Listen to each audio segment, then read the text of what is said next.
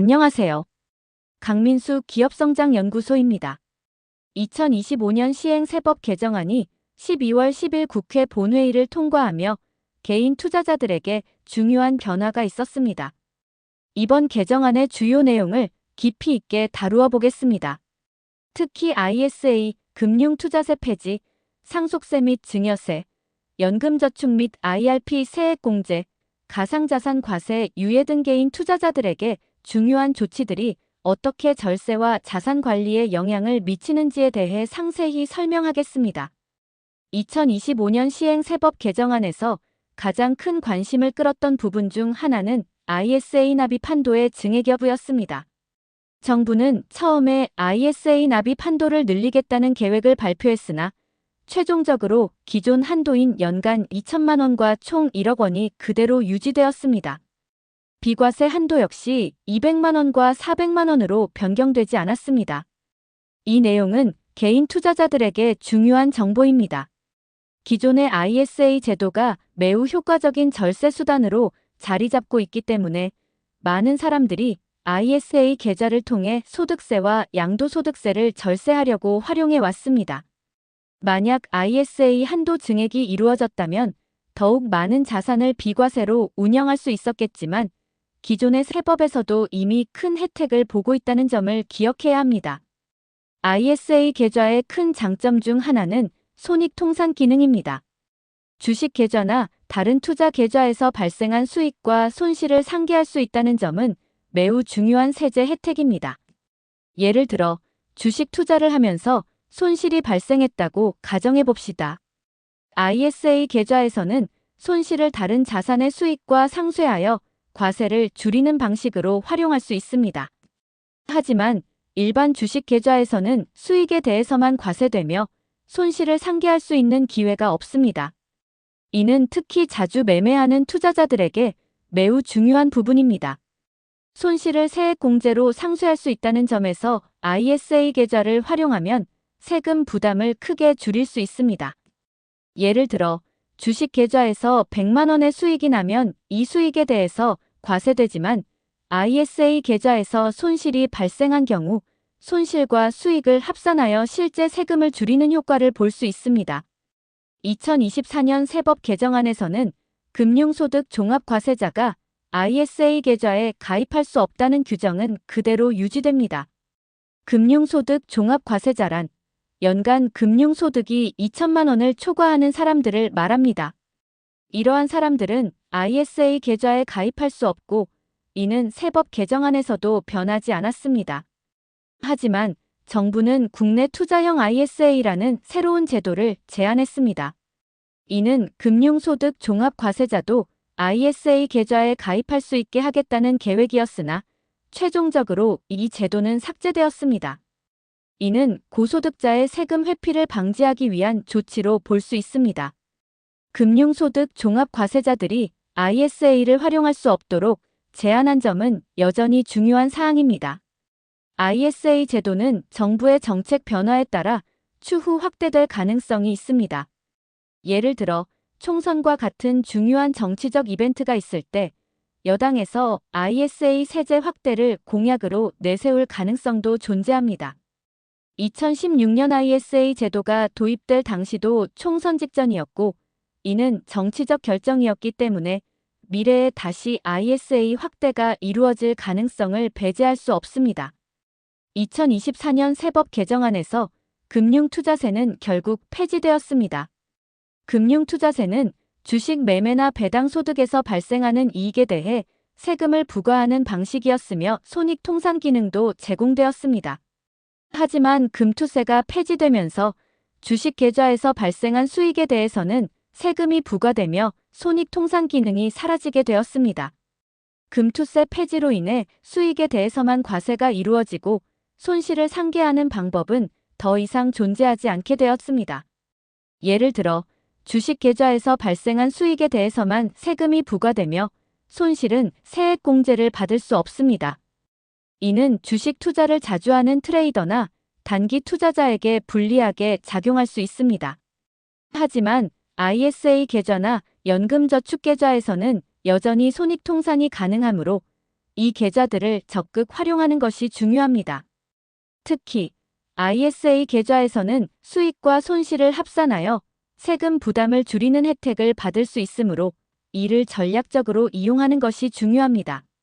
상속세와 증여세의 최고 세율 인하와 최저 과표 구간 확대에 대한 논의가 있었습니다.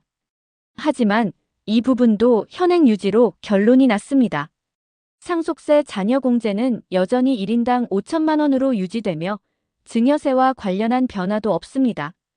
이러한 점은 상속과 증여를 고려하는 사람들이 세액 공제 혜택을 효율적으로 활용할 수 있는 기회를 제공합니다. 2024년부터 가상자산 소득 과세가 2년 유예되었습니다.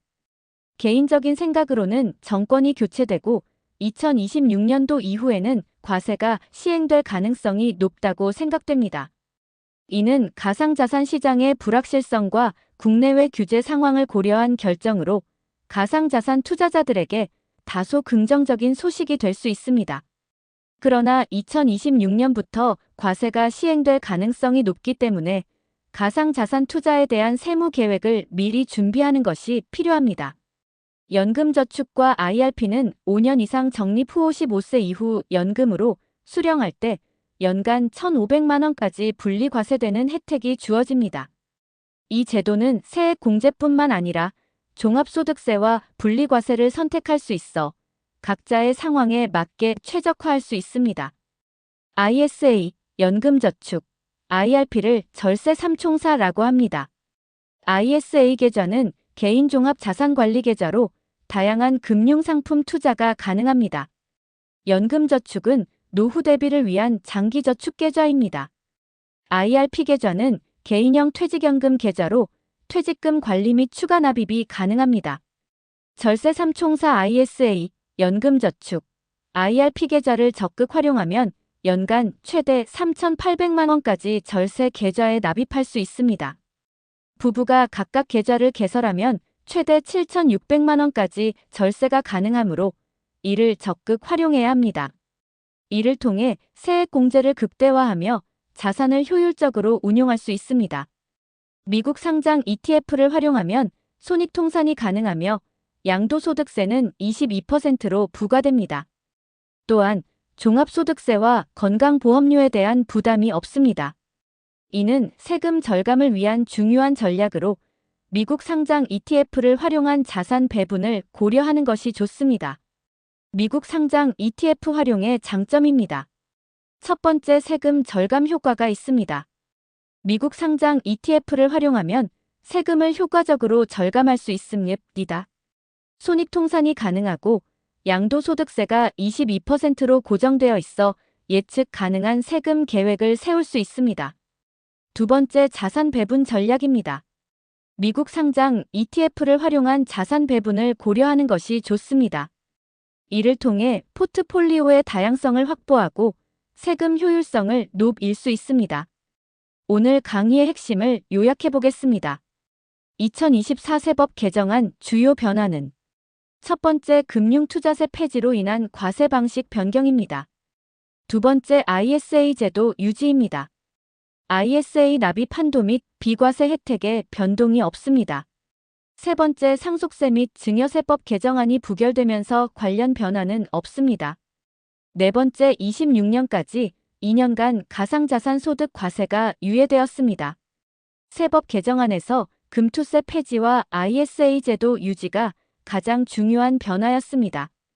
ISA, 연금저축, IRP 계좌를 최대한 활용 경우 개인별 절세 한도 3,800만 원, 부부 7,600만 원, 부부 공동 절세 한도. 부부가 각각 계좌를 개설하여 최대한 활용한 경우 이러한 절세 전략을 통해 세액 공제를 극대화하고 자산을 효율적으로 운용할 수 있습니다. ISA 계좌는 1. 손익통산 기능, 2. 비과세 혜택, 3. 다양한 금융상품 투자, 4. 절세 효과가 있습니다. ISA 계좌는 개인 투자자들에게 매우 중요한 절세 수단입니다. 손익통산 기능과 비과세 혜택을 통해 세금을 효과적으로 줄일 수 있으며 다양한 금융상품에 투자할 수 있어 포트폴리오 다각화에도 도움이 됩니다. 연금저축 및 IRP의 장점은 장기 저축으로 5년 이상 적립이 필요합니다. 55세 이후 연금으로 수령할 때 연간 1,500만 원까지 분리과세와 납입금에 대한 세액공제 혜택이 있습니다. 가상자산 과세 유예의 의미에 대해서 생각해 보겠습니다. 투자자에게 주는 기회는 2년간의 과세 유예는 가상자산 투자자들에게 추가적인 투자 기회를 제공합니다. 이 기간 동안 투자 전략을 재정비하고 향후 과세에 대비할 수 있는 시간을 갖게 됩니다. 향후 대비의 필요성입니다. 2026년부터 과세가 시행될 가능성이 높기 때문에 이 기간 동안 가상자산 투자에 대한 세무 계획을 미리 준비하는 것이 중요합니다. 적절한 투자 전략과 세금 계획을 세워 향후 과세에 대비해야 합니다. 미국 상장 ETF를 이용한 자산 배분을 통해 세금 부담을 최소화할 수 있습니다. 미국 상장 ETF 투자 전략으로 첫 번째 손익통산 활용입니다. 미국 상장 ETF를 통해 손익통산을 효과적으로 활용하여 세금을 절감할 수 있습니다. 두 번째 양도소득세 고정입니다. 22%로 고정된 양도소득세를 활용한 예측 가능한 세금 계획 수립할 수 있습니다. 세 번째 종합소득세 절세할 수 있습니다. 미국 상장 ETF 투자로 종합소득세 부담을 줄일 수 있습니다. 네 번째 건강보험료 절감입니다. 미국 상장 ETF 투자 수익에 대한 건강보험료 부담 없습니다. 세법 개정에 따른 투자 전략 변화가 필요합니다. 첫 번째 ISA 계좌 활용 극대화입니다. ISA 계좌의 손익통산 기능과 비과세 혜택을 최대한 활용하여 세금을 절감하고 투자 수익을 극대화합니다. 두 번째 연금저축 및 IRP 적극 활용 장기적인 관점에서 연금저축과 IRP를 적극 활용하여 노후 대비와 함께 세액공제 혜택을 받습니다. 세 번째 미국 상장 ETF 비중 확대입니다. 미국 상장 ETF의 세금 효율성을 고려하여 포트폴리오 내 비중을 적절히 조정합니다. 정치적 변동성을 고려하여 ISA 확대와 같은 정책 변화에 대비할 필요가 있으며 가상자산 소득 과세에 대해서도 미리 대비할 수 있는 전략을 세워야 합니다. 현재 진행 중인 2024년 세법 개정안 통과되는 부분을 눈여겨봐야 합니다. 가상자산 투자자를 위한 대비 전략 과세 이해 향후 적용될 가상자산 과세 제도에 대한 이해, 필요 기록 관리 거래 내역과 손익 기록을 체계적으로 관리 포트폴리오 조정 과세를 고려한 포트폴리오 제조 정검토 전문가 상담 필요시 세무 전문가와 상담하여 개인 상황에 맞는 전략 수립. 세법 개정에 따른 자산 배분 전략 1. ISA 계좌 2. 연금저축 및 IRP 3. 미국 상장 ETF 4. 국내 주식 5. 가상자산 세법 개정을 고려하여 각 자산군의 비중을 조절하고 세금 효율성을 극대화하는 방향으로 자산을 배분합니다. 세법 개정에 따른 주의사항 지속적인 모니터링 세법은 계속 변화할 수 있으므로 지속적인 모니터링 필요 개인 상황 고려 개인의 재무 상황과 목표에 맞춰 전략 수립 전문가 자문 복잡한 세법 변화에 대해 필요시 전문가 자문 고려 장기적 관점 단기적 변화에 과도하게 반응하지 않고 장기적 관점 유지. 결론 주요 변화 요약 금투세 폐지 주식 투자 손익통산 불가능 ISA 유지 ISA 계좌의 중요성 증가 가상자산 과세 유예 2년간 과세 유예 향후 대비 필요 절세 전략 ISA, 연금저축, IRP 활용 중요. 향후 전망 및 대비 전략 지속적인 모니터링 세법 변화에 대한 지속적인 관심과 정보 수집 유연한 전략 수립 변화하는 환경에 맞춰 투자 전략을 유연하게 조정 다각화된 포트폴리오 다양한 자산군에 분산 투자하여 리스크 관리 전문가, 자문 활용 필요시 세무 및 투자 전문가의 조언 구하기.